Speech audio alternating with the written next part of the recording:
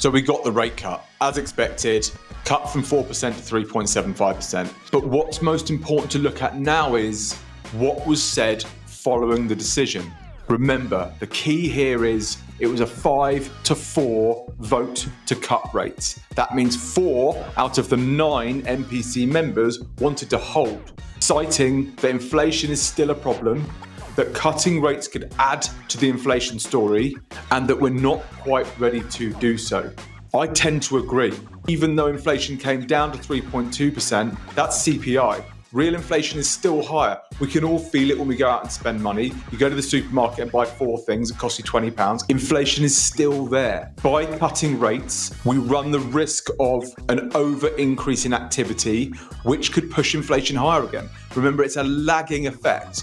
Cut rates today, the effect takes place in 6 months or 12 months' time. By cutting rates, we weaken the currency. By weakening the currency, we add to inflation. Why? Because as a nation, we have a net current account deficit. What does that mean?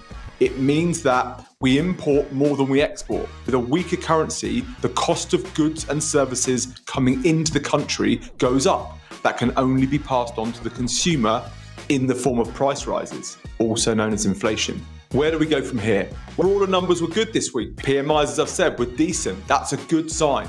And despite the fact we've cut rates, the commentary was very clear. We're not doing it again anytime soon.